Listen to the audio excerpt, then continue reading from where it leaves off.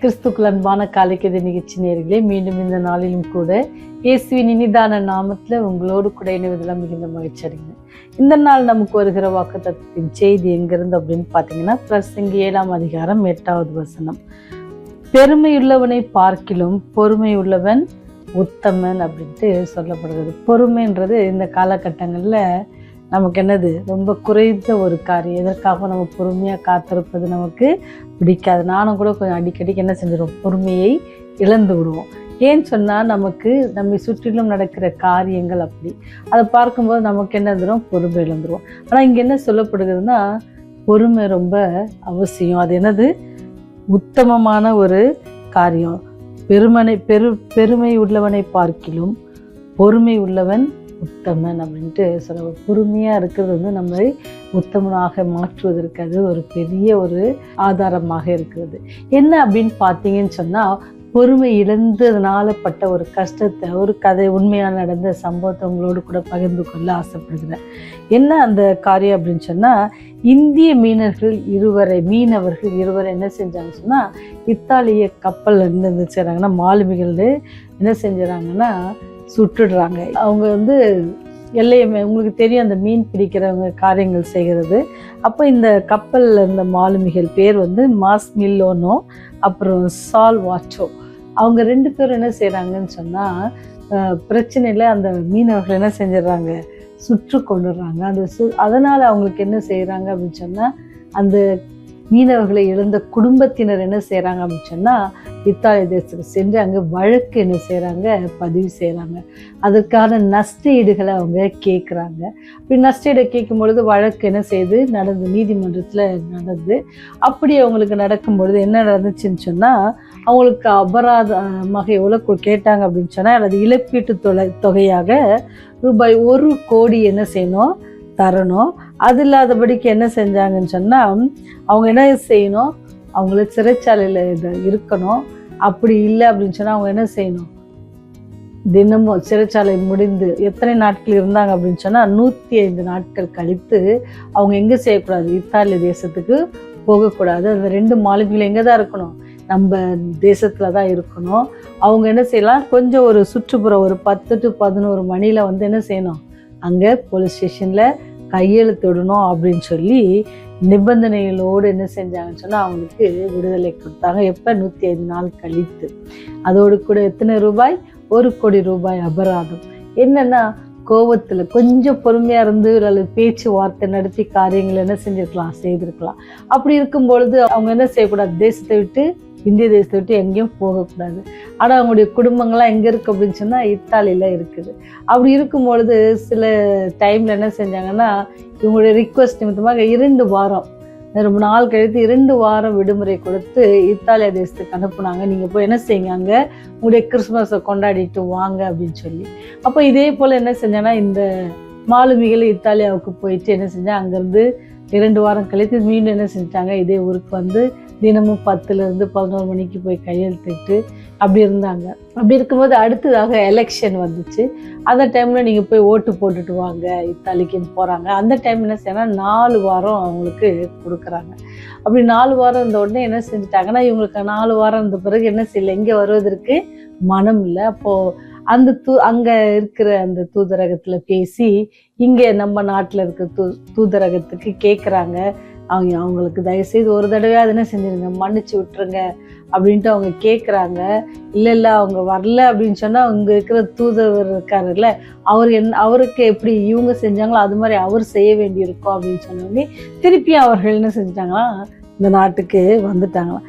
இப்படி தான் என்ன செஞ்சிச்சு, காரியங்கள் போயிட்டுருச்சு. ரொம்ப நாளாக அப்படி தான் அந்த காரியங்கள் நடந்துருச்சு. அப்போ தான் அவங்க ரொம்ப யோசித்து வருத்தப்பட்டாங்க.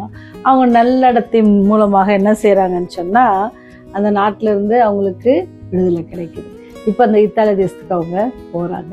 இதே போல் ஏன் இந்த காரியம் உங்களோட பகிர்ந்து கொண்டு, கொஞ்சம் அவசரப்பட்டு கொஞ்சம் பொறுமை இல்லாமல் செய்த காரணத்தினால என்ன செஞ்சாங்க, அவங்களுடைய மனைவி பிள்ளைகளை இழந்து அவங்க ஒரு இடத்துல, இவங்க ஒரு இடத்துல, இன்னொரு நாட்டில் இருந்து எவ்வளோ கஷ்டமாக இருக்கும். அவங்க வந்து பெரிய கப்பலில் மாலுமியாக இருந்தவங்க, அவங்களுடைய வாழ்க்கை பாருங்கள். அதே போல் தான் இன்றைக்கி நீங்களும் நானும் நமக்கு கொடுக்குற ஒரு செய்தி அல்லது ஒரு பாடம் என்னச்சுன்னா, நீங்கள் பொறுமையாக இருந்தீங்கன்னா அப்படி ஆண்டவர் உங்களுக்கு எல்லா காரியத்தையும் செய்ய அவர் வல்லவராக இருக்கிறார்.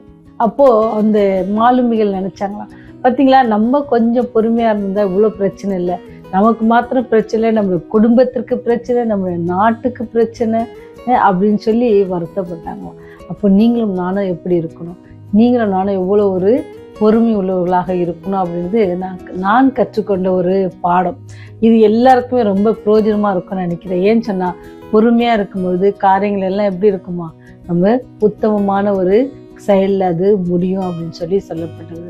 நம்ம பொறுமையை காப்போம் அப்படின்னு சொன்னால் நம்முடைய வாழ்க்கையில் என்ன இருக்காது, பிரச்சனைகள் என்ன செய்யலாம், தாண்டி வருவதற்கு அது ரொம்ப பயனுள்ளதாக இருக்கும். நம்முடைய பொறுமையோடு இருப்போம் அப்படின்னு சொன்னால் அது என்ன செய்யும், நமக்கு சமாதானத்தை தரும். இல்லைன்னா அது நமக்கு மாத்திரம் சங்கடம் இல்லை, நம்முடைய குடும்பத்திற்கு சங்கடம், நம்ம வேலை செய்கிற இடத்துக்கு சங்கடம், நம்முடைய சபைகளுக்கு சங்கடம், நிறைய காரியங்கள் நினச்சிப்பாங்க. அடுத்தது பார்த்தீங்கன்னா நாட்டுக்கே கூட சங்கடமாகிடும்.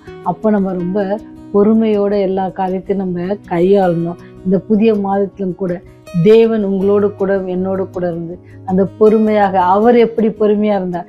இது 2 மாலுமியை பற்றி படித்தோம். இதை காட்டிலும் மிகவும் பொறுமையாக இருந்த பெரிய உதாரணம் யார் அப்படின்னு சொன்னால் நம்முடைய கர்த்தராகிய இயேசு கிறிஸ்து. எவ்வளோ பொறுமையாக இருந்தார்ல, அவர் மேலே துப்பினாங்க, அவரை குட்டினாங்க, எல்லாமே பண்ணாங்க. ஆனாலும் எல்லாரும் என்ன செய்யறான், வாயை திறக்காம ரொம்ப பொறுமையா இருந்தாங்க. அதனால பொறுமையா இருந்தா என்ன செஞ்சாங்க, வெற்றி சிறந்தாங்க. அவங்க என்ன செஞ்சாங்க, வெற்றி சிறந்தாங்க. அவங்க வந்த காரியத்தை அவங்களால முடிக்க முடிஞ்சது. பிதா சொன்ன காரியத்தை செய்து முடிப்பதற்காக தன்னுடைய ஒரே பேரான குமாரனை என்ன செஞ்சார், இந்த உலகத்திற்கு அனுப்பி நம்மை ரட்சித்தார். அதற்கு அனுப்பின தேவன் அந்த காரியத்தை செய்து முடித்தார். அதற்கு அவர்கிட்ட இருந்த ஒரே ஒரு பெரிய ஆயுதம் என்னன்னு சொன்னா பொறுமை, அவர் பிதாவுக்கு அவருக்கு எடுத்துக்கொண்ட ஒரு கீழ்ப்படிதல். சரிங்களா? இப்போ நாம இன்னைக்கு எடுக்க வேண்டிய காரியம் என்னன்னு சொன்னா, பொறுமையோடு நமக்கு ஏற்படுகிற எல்லா காரியத்திலும் பொறுமையோடு நம்ம செயல்படுவோம்னு சொன்னா எப்படி ஆண்டவர் வெற்றி சிறந்தாரோ அதே வெற்றி அவர் உங்களுக்கும் எனக்கும் தர காத்திருக்கிறார். அதனால நம்ம என்ன செய்யணும், பெருமை உள்ளவனை பார்க்கிலும் பொறுமை உள்ளவன் உத்தமன் அப்படின்னு சொல்லி பிரசங்கில சொன்னது போல நம்ம பொறுமையா இருப்போம். காரியங்களை வெற்றியோட செய்யலாம், ஜெயிக்க தேவன் உதவி செய்வார். ஜெபம் செய்வோமா? எங்களை அதிகமாய் நேசித்து எங்களை பாதுகாத்து பராமரித்து வருகிற இரக்கமுள்ள தந்தையே, இந்த நாளிலும் கூட நீர் கொடுத்த வாக்குத்தத்த செய்திக்காக நன்றி செலுத்துவோம். நாங்கள் பொறுமையை கடைபிடிக்கத்தக்கதாக நீர் எப்படி மரண பரியந்தம் பொறுமையோடு இருந்தீரோ அதே போல நாங்களும் பொறுமையோடு இருந்து காரியங்களை சாதிக்கவும் வெற்றி பெறவும் நீர் எங்களுக்கு கிருபை செய்யுங்க.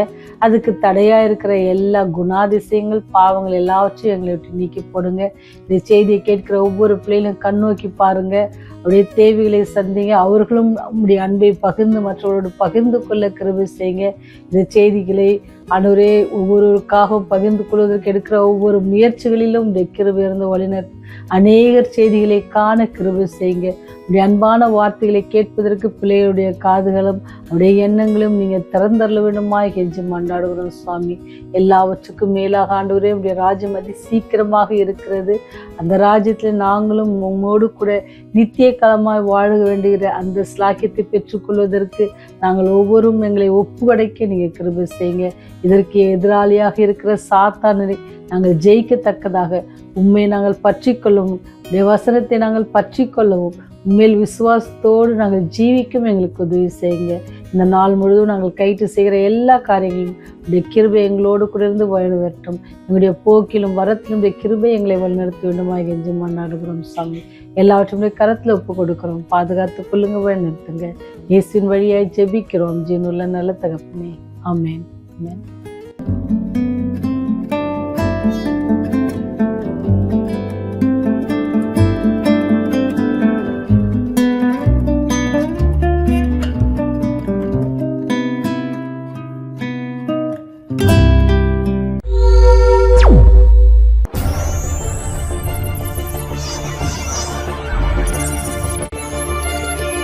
நீங்கள் பார்த்துக் கொண்டிருப்பது உங்கள் ரிவைவல் டிவி.